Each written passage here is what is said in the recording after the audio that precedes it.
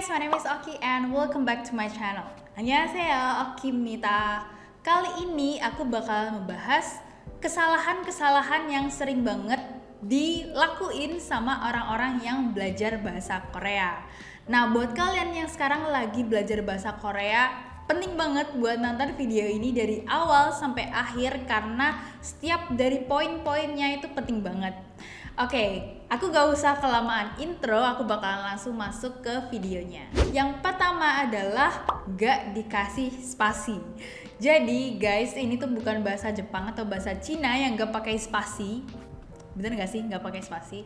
Pokoknya kayak gitu. Jadi bahasa Korea itu harus pakai spasi. Nah, ini aku bakalan kasih contoh dari Penthouse buat kalian yang belum nonton video aku yang di sebelah sini, yaitu membahas tentang drama Penthouse. Kalian harus cek karena di situ aku bahas kalimat ini lebih dalam. Oke? Jadi ini aku bakalan pop up katanya, yaitu 연습 밖에 없어. 연습 밖에 없어. 연습 밖에 없어. 연습 밖에 없어. Kamu harus latihan. Nah, artinya itu kamu harus latihan. Tapi kalau misal kita lihat katanya satu-satu, artinya itu beda guys. Nah, aku bakalan ganti arti di sini sebagai arti satu-satunya. Nah, arti satu-satunya di sini adalah bukan satu-satunya yang kayak the only one ya. Arti per katanya adalah 연습 itu latihan, 밖에 itu di luar, dan 없어 artinya tidak ada. Nah, artinya kayak gitu ya. Kalau kalian lihat-lihat kok kayaknya nggak nyambung ya sama arti yang sebelumnya gitu. Tapi ini aku udah jelasin di video sebelumnya, jadi kalian harus cek. Ini tuh penting banget buat kalian yang lagi belajar bahasa Korea. Oke, kita lanjut ya. Di sini aku udah punya kalimat ini, terus mari kita lihat satu-satu. Nah, di sini itu 연습 artinya adalah latihan. Nah, ini satu kata biasa ya. Jadi habis itu emang dikasih spasi. Nah, terus habis itu di sini ada pakai. Pakai ini tuh harus digabung antara pak dan e. Meskipun di sini kita tahu bahwa e adalah partikel waktu atau tempat ya. Dan partikel ini itu memang harus digabung sama kata sebelumnya. Makanya pakai itu harus digabung. Tidak dispasi ya. Beda sama bahasa Indonesia, kalau di luar, karena luar itu adalah tempat, makanya D-nya harus dikasih spasi, yaitu di luar.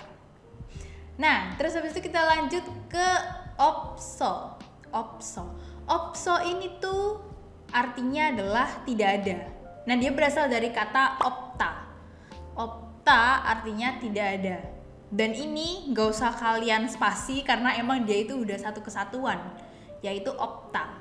Yang jadi opso karena kita ubah jadi present tense ya. Kita ubah jadi present tense tapi kita nggak kasih yo di belakang karena ini tuh kita ngomongnya informal ya.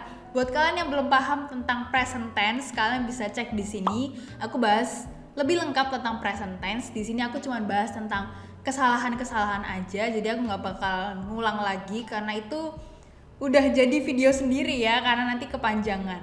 Nah, buat kalian yang masih bingung tentang formal informal juga, kalian bisa cek video yang di sini. Aku bakalan taruh linknya, jadi kalian bisa cek ya untuk belajar tentang formal dan informal. Nah, sekarang kita lanjut. Jadi aku mau ngingetin kalau misal kalian itu harus pakai spasi ya.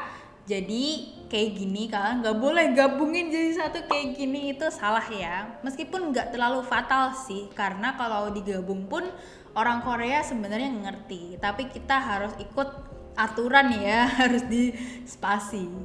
Anggap aja kayak bahasa Indonesia. Kalau kita lihat tulisan bahasa Indonesia digabung-gabung, sebenarnya pun kita masih agak ngerti dia maksudnya apa. Tapi kan salah ya. Jadi jangan lupa untuk ngasih spasi.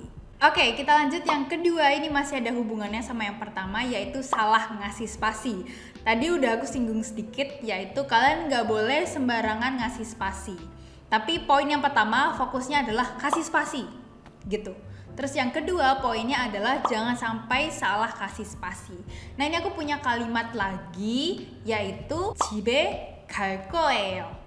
집에 갈 거예요. 집에 갈 거예요. Nah, di sini kalian ngelihat ada spasinya 2 kan di sini. Nah, tapi aku pernah lihat tuh ada orang Korea yang dia nulisnya 집에 갈 거예요-nya digabung, ya. Jadi aku bakalan pop up dulu nih 2 tulisan di kanan dan kiri. 집에 갈 거예요 yang ada 2 spasi sama 집에 갈 거예요 yang ada 1 spasi ya. Jadi yang bener tuh sebenarnya adalah yang seperti ini. 집에 갈 거예요 yang spasinya ada 2. Jadi 집에 seperti yang aku bahas di poin 1, kalau misal ada partikel e itu kita harus digabung. Jadi 집에 digabung ya. Terus permasalahannya di sini adalah 갈 거예요-nya digabung apa enggak. Menurut rumusnya itu adalah real atau 거예요 yang ada spasinya. Jadi real atau 거예요. Kayak gitu ya. Nah, makanya kalau misal kalian tulis yang kayak gini, itu yang digabung 갈 거예요, itu sebenarnya juga nggak salah-salah amat dan nggak terlalu fatal. Tapi kalau secara grammar itu kurang benar ya. Jadi kayak ada nggak sih beberapa kata di bahasa Indonesia yang seharusnya kita pisah tapi kita maksa digabung karena kita mager ngasih spasi. Nah kayak gitu ya kasusnya. Biasanya kalau misal mereka nulisnya kayak gini itu karena mereka mager. Contohnya adalah di chat-chat kayak gitu ya. Jadi intinya adalah kalian itu harus perhatikan spasinya ya. Jadi jangan asal spasi. Oke, sekarang kita lanjut ke poin yang ketiga adalah pakai Google Translate. Ya, ini berlaku khusus Google Translate sih. Sebenarnya papa gue juga bisa. Maksudnya kayak Google Translate itu yang paling sering salah translatornya. Sedangkan kalau papa gue itu masih kayak oke lah, kadang masih bener, kadang juga enggak sih ya. Pokoknya intinya kalau kalian pakai kayak Google Translate atau kayak Papago kayak gitu, itu kalian harus hati-hati karena namanya juga mesin kan, dia itu robot gitu kan. Jadi dia belum tentu ngerti maksud kita itu apa. Meskipun kita udah nulisnya bener ya bahasa Inggrisnya atau bahasa Indonesianya untuk ditranslate ke bahasa Korea.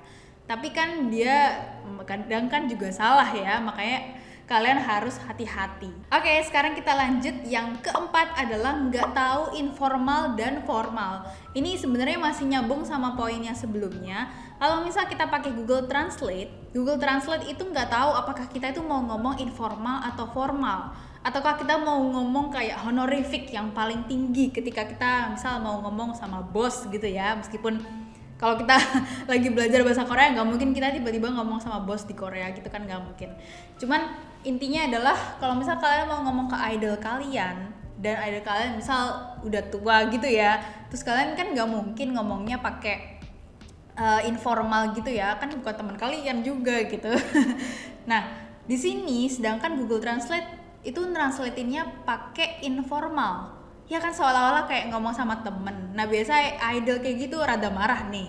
Pernah ada salah satu idol yang dia itu kayak, kok kamu masih SMA tapi kok ngomong ke aku pakai nama sih, pakai nama dan habis itu informal. Kalau nggak salah Taehyung ya, aku lupa deh.